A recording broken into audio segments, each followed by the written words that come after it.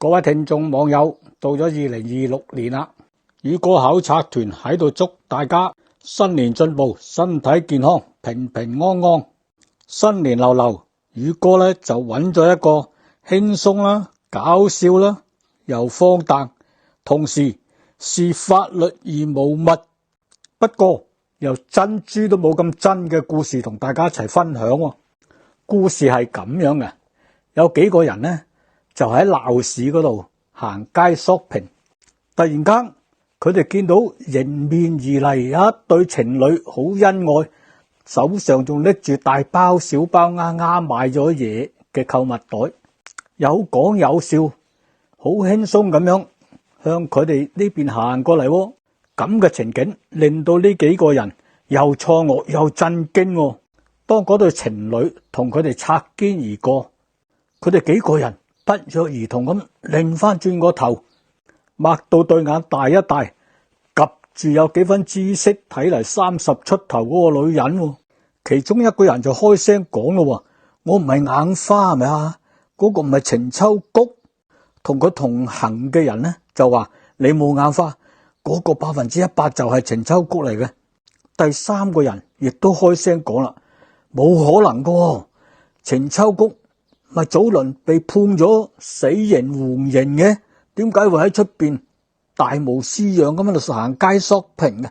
冇錯，佢哋都冇眼花，嗰個唔係乜嘢孖生姊妹，直情就係被判咗死緩嗰個程秋菊嚟嘅。唔係啩？有啲咁嘅事發生喺邊度啊？喜歡聽我講故事嘅網友，希望大家俾個 like 我，同埋呢免費訂閱我個頻道，多謝各位先。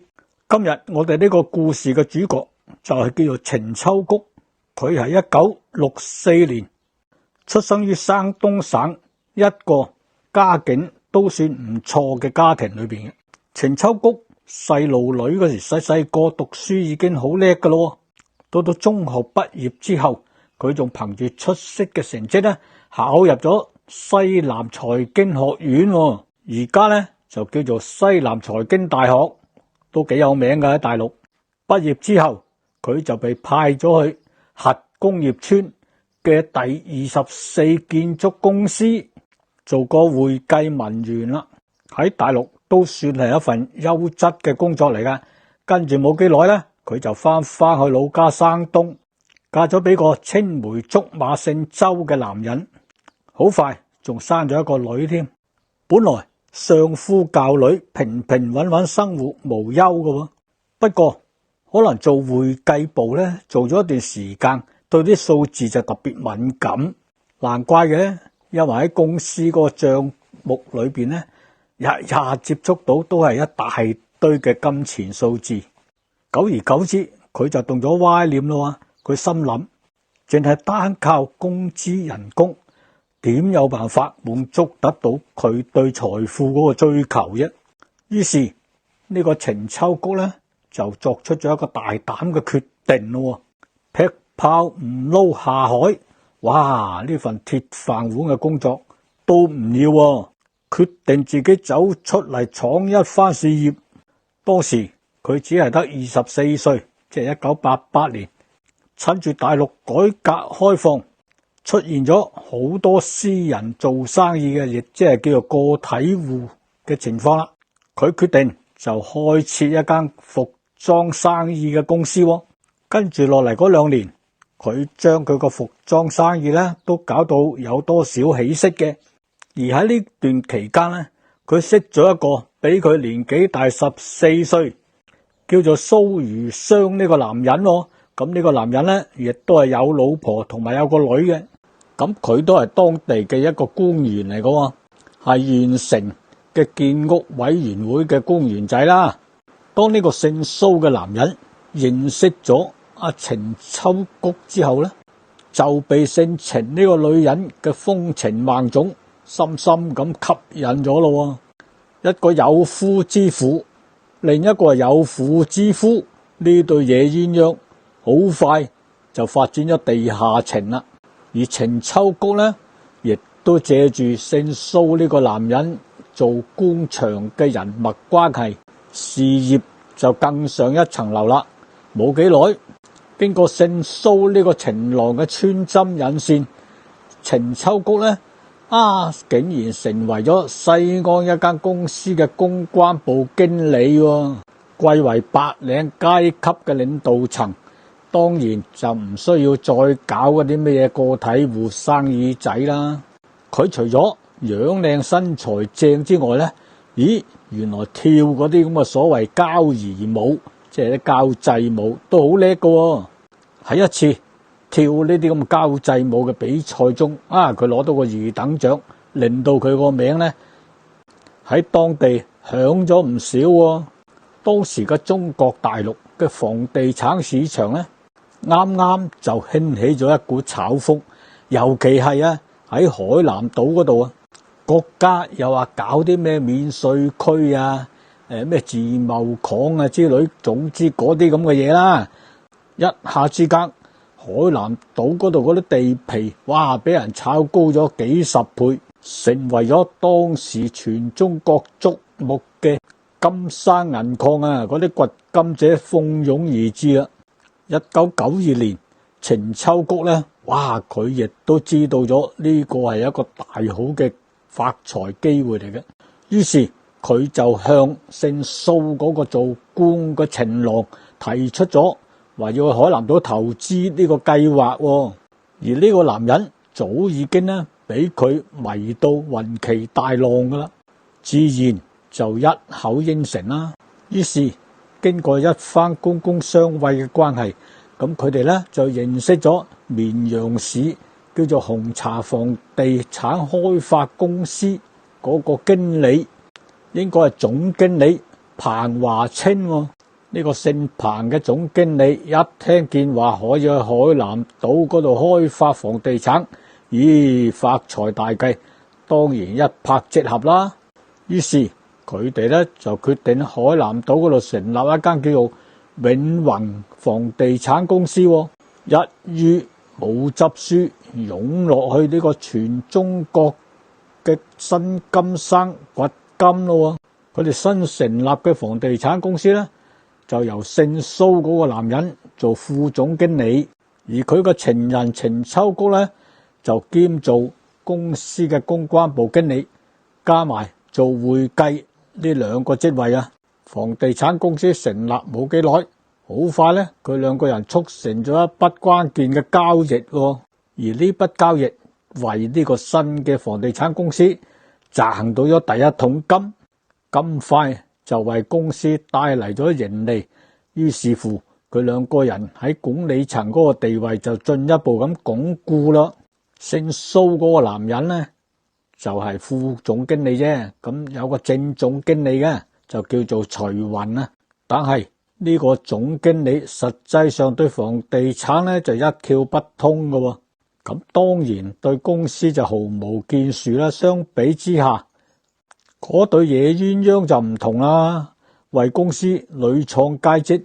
公司都未夠1年，公司董事會呢就喺人事方面作出咗調動啦，將原先嗰個總經理就燉咗冬菇，咁呢就任命姓蘇嘅呢條友就做咗總經理，而佢嘅情人程秋菊呢，亦都名正言順咁升任咗副總經理啦。於是乎呢兩個人呢，就全面掌握咗公司嘅財務同埋對外嘅事務啦。當權力掌握咗喺心術不正嘅人手裏邊，順理成章嘅當然就係以權謀私啦。好快佢哋呢就開始策劃另外一筆更加大規模嘅交易啦。呢一次佢哋呢就打算用高於市場價格購買海南島海口市嘅廣瓊大廈啦。本來購買價錢每平方米呢就係500蚊，不過佢哋就要求喺發表上邊呢就加多38蚊。呢棟大廈一共3萬幾平方米嘅面積，結果佢哋喺回購嗰度呢就已經賺咗108萬落私人袋啦。呢筆數喺90年代初期呢係一個天文數字嚟㗎，就咁樣一單交易輕而易舉就將過百萬嘅資金呢收為囊中之物啦。呢對野鴛鴦使橫手，食咗公司過百萬現金，以為神不知鬼不覺喎。不過公司董事會好快呢就對呢單交易作出咗懷疑喎，召開咗緊急董事會，滴咗呢對野鴛鴦上嚟，要佢哋作出清楚嘅交代喎。我哋要知道喺92年、93年嘅時候，中國嘅城鎮工人嘅工資呢，每一個月大約都係300蚊人仔嘅啫。而呢對野鴛鴦呢，喺董事局嗰度呢，好難自圓其說喎，因為呢，佢哋分明嗰個買入價係比市場價係高出唔少嘅，食咗公司甲棍過百萬嘅貪污行為，喺當時嚟講係屬於非常之嚴重嘅罪行嚟嘅。公司董事局決定呢，就將呢對野鴛鴦呢就開除職務咯，即係炒魷啊。不過佢兩個貪咗咁多錢，炒魷亦都冇乜所謂。姓蘇嗰個男人呢就分贓分咗56萬，而程秋菊呢個女人呢就分咗50萬。佢呢兩個冇咗份工唔緊要，大把錢在手，瘋狂咁購物啦，飲飲食食，揮金如土，在所不計。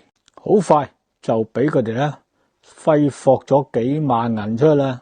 之後佢哋繼續留喺海南島，咁佢哋仲喺嗰個楊浦開發區註冊成立咗一間公司添，叫做永鴻實業有限公司啊。一於用貪翻嚟嘅錢開拓自己嘅私人公司，揾大錢啊位。去到93年嘅5月29號，佢兩個呢就結伴去咗四川成都。由於姓蘇呢個男人個老婆就住喺成都嘅，咁佢就將自己分到嗰50幾萬呢，就攞咗15萬俾咗個老婆。呢個舉動就引起咗佢個情婦程秋菊啊非常之不滿啦。呢個男人為咗氹翻個情婦，亦都俾翻佢15萬。咁樣一來一往，呢個姓蘇嘅男人就冇咗30萬啦。咁手頭上啊剩翻20零萬，咁啊就喺成都買間屋，就同埋買咗架車。而做情婦嘅程秋菊亦都唔執輸，佢亦都買咗間屋同埋買咗架車，仲將佢自己個女送咗入貴族學校讀書添。同時佢亦都翻鄉下探下個老公，咁啊俾咗1萬蚊個老公。而另一邊廂，佢姓蘇嗰個情郎呢，就唔知因咩事，竟然走咗去雲南，周圍去揾人問邊度可以買到黑市槍。究竟佢想買槍嚟做乜嘢呢？係旁身抑或殺人，咁就不得而知啦。就喺2個月之後，亦即係7月嘅18號，咁佢兩個人做嗰間公司嘅董事局呢，終於就查明咗呢對野鴛鴦喺房地產交易嘅過程中呢，就貪污咗100幾萬。於是就即刻就向佢嗰個北陽市嘅檢察院提出咗舉報啦。檢察院方面亦都即刻派人呢去佢公司嗰度查明咗嗰啲賬目來往嘅實際情況，同埋展開咗對呢對野鴛鴦嗰個拘捕令啦。咁講翻姓蘇呢個男人呢，佢走咗去雲南咪買槍嘅。你普通人你話想買支槍冇咁容易，因為你冇渠道啊嘛。所以去到7月底，佢空手而回死狗咁樣啦，就翻去成都，咁啊入住咗間酒店，約好咗情婦程秋菊呢就嚟酒店見面。咁啊過咗幾日，但係一直都唔見情婦出現。咦？唔通瀨咗啲嘢？佢越諗就越驚，正準備離開酒店之際，酒店房有人敲門。哇！佢滿心歡喜，以為情婦嚟到啦。一打開門，邊有咩情婦啊？公安就有幾個。原來較早之前個情婦程秋菊已經係俾公安拉咗噶咯。佢被拉咗之後，好快咧就供出咗佢個情夫住喺邊間酒店啦。所以公安咁輕而易舉去酒店，就將姓蘇呢個男人拉埋。呢對野鴛鴦喺監倉被關押幾個月之後，去到12月底，綿陽市嘅中級人民法院呢，就喺一個叫做南河體育中心廣場呢，就公開咁宣判喎。聽眾就覺得奇怪啦，乜唔喺法院宣判嘅咩？喺公開場合宣判？喺大陸係咁噶啦，呢啲叫做殺一儆百，殺雞儆猴啊嘛。情夫蘇如霜因為貪污罪咧就被判處死刑，係即刻執行嗰隻啊。而情婦程秋菊咧則被判處死刑，緩刑2年。聽到嚟呢度，好多人就會諗啦，點解喺嗰時貪污嗰百鬆啲萬就會被判死刑嘅呢？家陣好多係億聲嘅，都好似唔使死咁啊！原來喺嗰時嘅大陸法律咧規定就係貪污超過10萬蚊以上嘅都可以被判死刑嘅。咁佢兩個貪污加埋成100萬，咁仲唔死？而家100萬對好多人嚟講當係碎銀嘅啫。時代唔同，法律有變，所以好難作出一個比較嘅。講翻案件啦，姓蘇嗰個情夫就拉咗去打靶啦。咁情婦程秋菊又點樣呢？佢被關押咗喺綿陽市嗰個看守所嗰度，等待當地最高人民法院最後嗰個核准通知。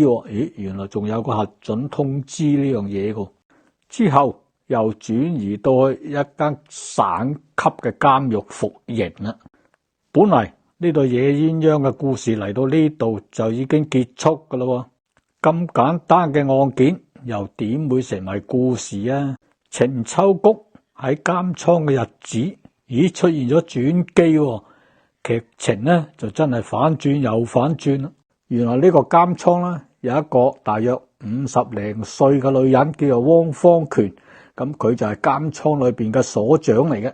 程秋菊為咗喺監倉得到更加好嘅生活條件，於是乎佢就叫佢媽媽用錢嚟行賄呢個女所長啦。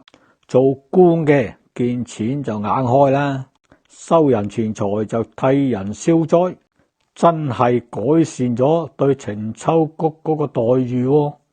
由於得到咗呢個女所長嗰個關照，程秋菊好快就喺監倉裏邊呢就做咗啲女犯人嘅阿頭啦。有一日呢個汪所長就安排幾個女犯人去外邊割草喎。咁割草嚟做咩嘢呢？原來呢個咁嘅女所長呢就話屋企養咗兔仔，所以呢就叫啲犯人喺出邊割啲草俾佢翻去餵兔仔喎。出去監倉外邊放風咁嘅機會，所長自然就安排阿程秋菊做帶隊啦。當佢幾個女犯人喺出邊割緊草嘅時候，程秋菊突然間見到一個高大威猛嘅靚仔男警官。程秋菊當時個心卜卜跳，用色迷迷嘅眼神去打量住呢個男警官，而嗰個男警官呢亦都俾佢嘅眼神吸引咗。當四目交投，雙方好似有觸電咁嘅感覺。程秋菊心諗，以後要轉運嘅話呢，命運就要交俾呢個男人啦。原來呢個男警官個名就叫做高倫生，哇，生得好高大，1.93米啊！原來一直係一個籃球健將嚟嘅。咁喺93年嗰時咧就調咗入去呢個綿陽監倉裏邊咧就做管教啊。喺大陸獄警咧都係被人哋叫做管教嘅，不過用啲男獄警嚟看管女子監獄，不禁令人覺得奇怪啲咯。咁就難免出現好多複雜嘅問題啦。去到94年3月份，程秋菊咧就有屋企人嚟探監啊。當時負責看管探監會面嘅獄警呢，就係呢個高大威猛嘅高倫山管教啦，而程秋谷就借頭借路啦，就同呢個獄警攀關係啦，又話佢哋係鄉里啊，語調中就帶啲嬌嗲同無味喎。美女當前，呢個高倫山管教當然非常之受落啦。經過兩人一番嘅眉來眼去之後，呢個男獄警呢就經常借頭借路，話要同程秋谷做思想工作為由，就將佢帶去自己個私人辦公室嗰度卿卿我我。期間高倫生就問程秋谷：咦，點解咁耐都未見過你老公嚟探監嘅呢？程秋谷就對呢個靚仔獄警講啊：唉，唔好提啦，我哋一早就離咗婚啦，而家我就無依無靠，好可憐噶。靚仔獄警一聽：咦，咁啱嘅，我又係啱啱離咗婚啦。唉，同是天涯淪落人，同命鴛鴦啊，情不自禁，兩個攬埋一嚿，就我中有你，就你中有我啦。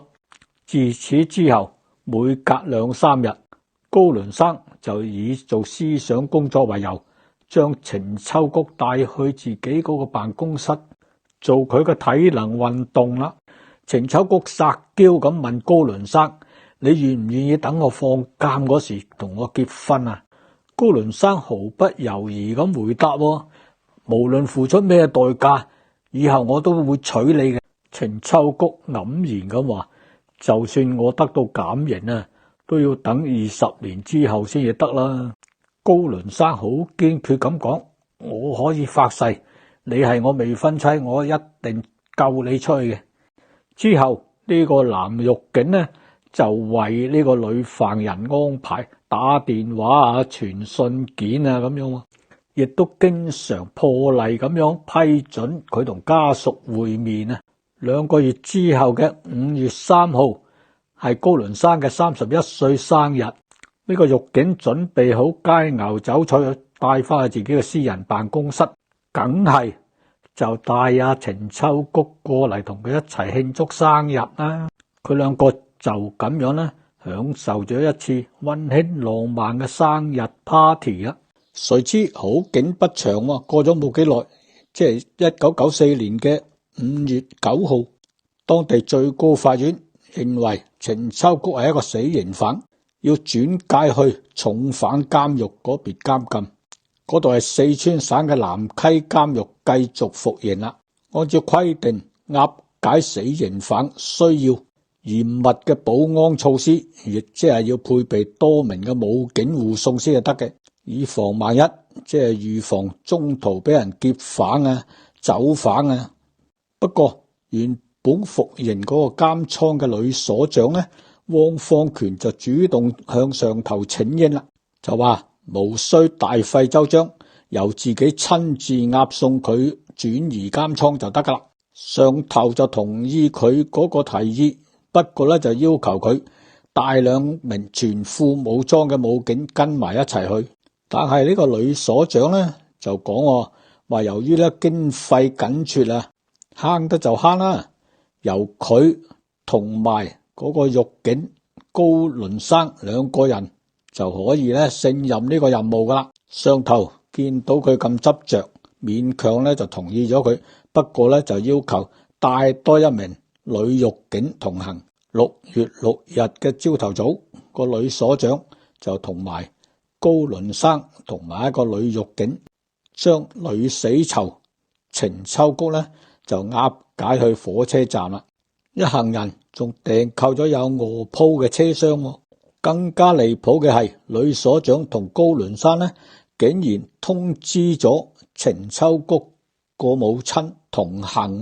成個行程似去旅行就多過似押解犯人啦。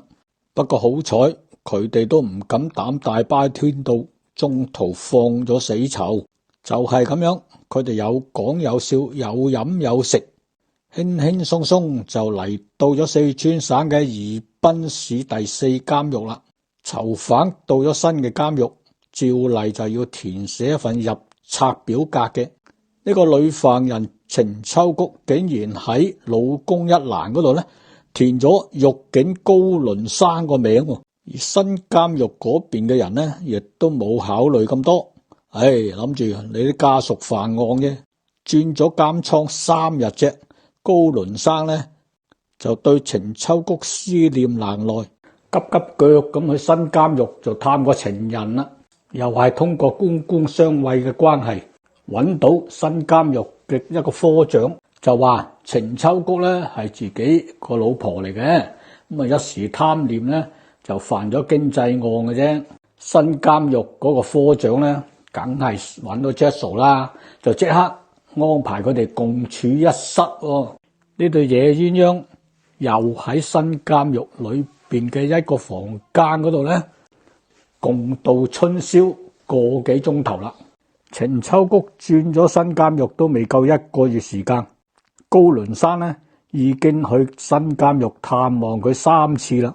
喺嗰個年代咧，任何嘅大陸企業咧都千方百計諗盡辦法去搵水嘅，不論公安局又好咧，甚至軍隊，連監獄都不例外啊。咁呢個南溪監獄嘅監獄長咧就姓冷嘅，叫做冷代發。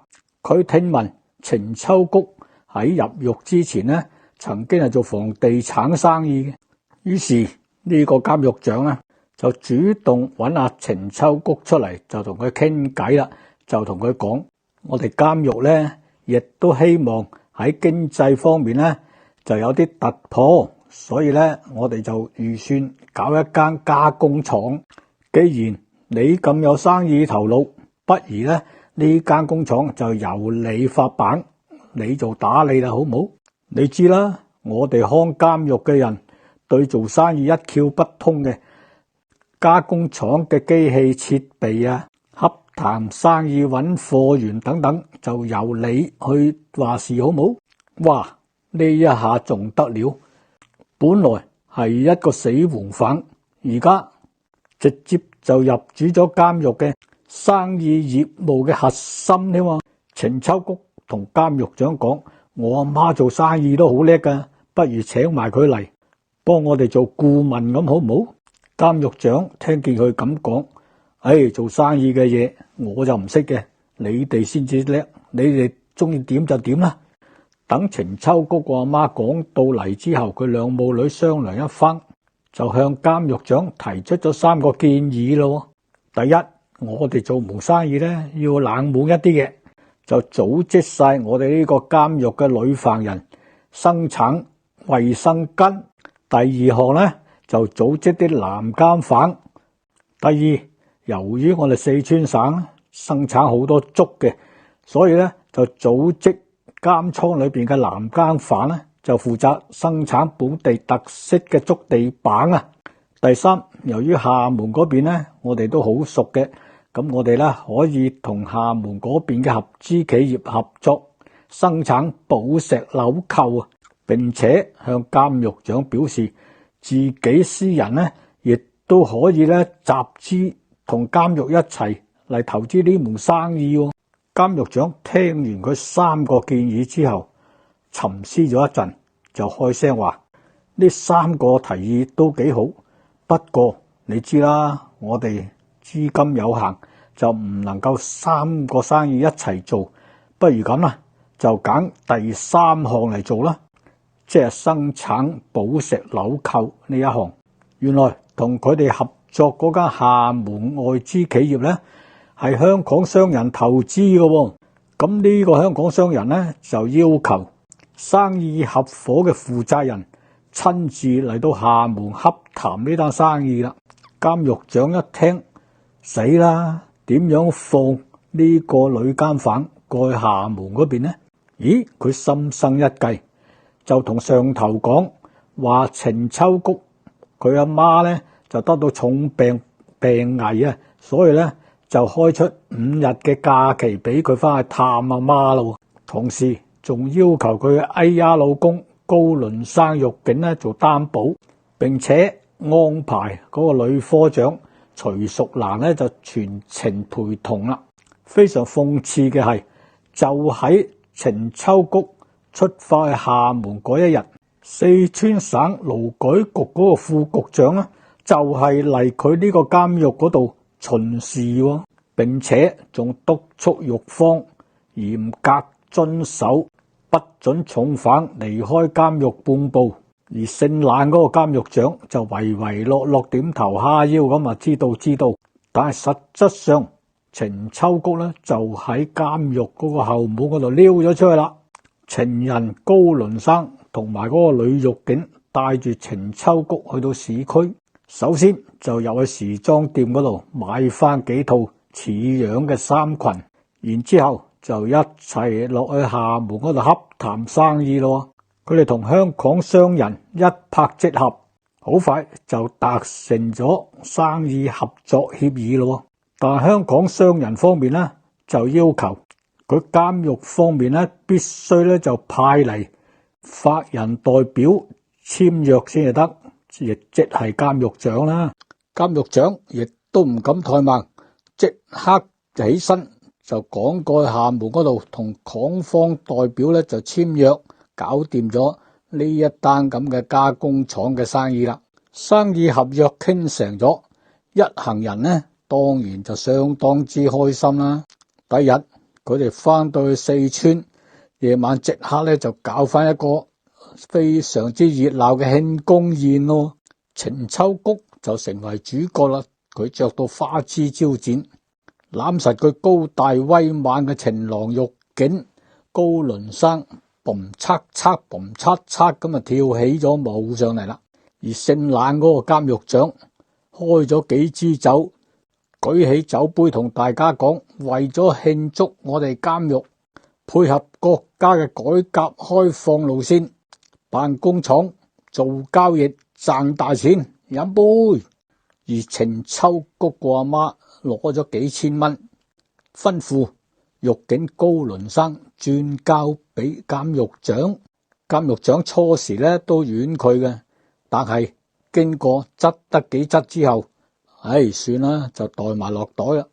當大家一番盡興散席嗰時，監獄長就同程秋菊同埋高倫生講，監獄促成咗呢單生意呢，你哋兩個人呢功勞就唔少啊。我睇在你哋夫妻情分上呢，嗱，今晚特別批准你哋兩公婆喺出邊過夜，不過聽日就要將程秋菊送翻嚟監獄啊。程秋菊呢對野鴛鴦一聽，當然就喜出望外啦，千多謝萬多謝。嗱，大家聽到嚟呢度，你哋認為程秋菊第日會唔會翻去監獄繼續服刑啊？嗱，答案係睬你都有味。試問一隻鳥籠裏邊嘅雀仔飛咗出去之後，佢會唔會自動自覺翻去個鳥籠裏邊呢？當監獄長離開咗之後，佢哋呢就開始策劃跟住落嚟嘅逃亡路線啦。獄警高倫生呢就通過關係就揾到一個醫院嘅姓張嘅醫生，佢哋密謀就製造一個重病嘅假象。去到第二晚嘅11點，佢就打電話俾姓冷嗰個監獄長啦。喺電話中，佢氣急敗壞咁同監獄長報告，程秋菊唔掂啊，出事啊，大量出血啊。監獄長嗰邊一聽，亦都嚇咗一驚。咩事啊？高倫生就同佢講，原來佢係患咗子宮瘤啊，而家呢就緊急咁樣喺醫院搶救緊。監獄長一聽，亦都相當緊張，即刻吩咐佢，無論如何都要救人為先啊。本來就以為呢，佢希望救翻之後就將佢送翻入監倉啦。原來唔係，佢話因為佢牽涉我哋監獄同出邊嘅一個大生意大項目，佢唔能夠一錯有事嘅。隔咗一日，監獄長冷待發同埋呢嗰個監獄女科長徐淑蘭就即刻趕嚟醫院嗰度探病咯。喺醫院現場所見，程秋菊個阿媽呢就喊到阿媽都唔認得啊！真係，而個醫生呢就神色凝重咁樣。瞓喺病床上邊嘅程秋菊呢，就扮到有氣出冇氣入，死唔斷氣咁樣，講嘢都冇力。監獄長見到咁樣嘅情況，信以為真，即刻呢就批准咗1個禮拜嘅病假，同程秋菊講：嗱，1個禮拜之後你個病呢係好翻，你先至好翻嚟監獄嗰度繼續服刑啦。程秋菊母女同高倫山聽見，即刻扮晒感激流涕咁樣，多謝監獄長開恩，多謝監獄長關心。而監獄長佢哋離開醫院走咗之後，程秋菊同高倫山即刻亦都跟住離開醫院啦。咁佢哋又去邊度呢？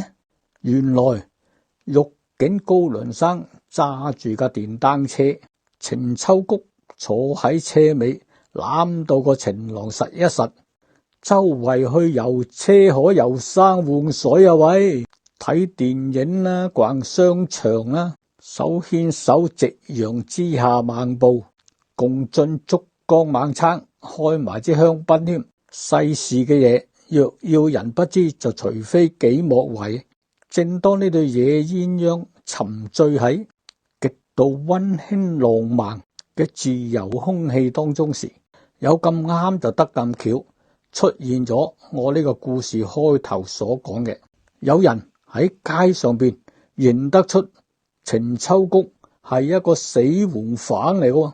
原來當時嗰幾個人其中有2個認得佢哋，因為呢2個人當時係有份拉程秋菊嘅警察嚟噶。不過而家係休班，所以咧就冇着到警服。程秋菊咧亦都冇留意到佢哋。正因為咁樣，呢2個警察咧即刻就向上頭報告咗佢哋所見嘅情況啦。亦都係同一時間，呢對亡命鴛鴦咧竟然忘記咗佢哋真正嘅身份。點解咁講呢？原來程秋菊拖住情郎高倫山去民政局嗰度話登記結婚啊！喂，佢唔係有個老公有個女嘅咩？我做講故事嘅同埋你哋聽故事嘅都記得啊。不過佢當局者迷，佢自己唔記得咗。就喺佢哋準備領結婚證嘅時候，呢對野鴛鴦發夢都估唔到，被趕到嚟嘅公安正式逮捕咯。喺95年嘅3月23號，四川省嘅高級法院呢，再次對程秋菊作出宣判。咁大家又估下今次判佢咩呢？係咪打靶啊？咁又不至於，繼續判佢死刑緩期，不過終身都不得減刑，梗係唔准假釋添啦。而佢個情郎獄警高倫山又點呢？因為濫用職權勾結情婦逃獄，被判處5年監禁。而初期嗰間監獄嘅監獄副所長汪方權因為嚴重失職，被判6年徒刑。監獄長大鑊咯，冷待法，明知違法，但係屢次都放行犯人一樣啦，都係入監倉踎6年。不其然，我忽發奇想呢對野鴛鴦會唔會混埋同一個監倉呢？佢哋2個就梗係希望啦。大家又會咁諗啦，有乜可能啊？我哋又唔好諗到咁絕對喎。喺嗰個年代嘅大陸，有咩事係唔會發生噶？嚟到呢度，呢一場咁無稽荒誕嘅監獄風雲案件正式落幕。多謝各位捧場收聽。如果覺得我宇哥講故事好聽嘅，記得大家俾個 like 我。多謝各位先，拜拜。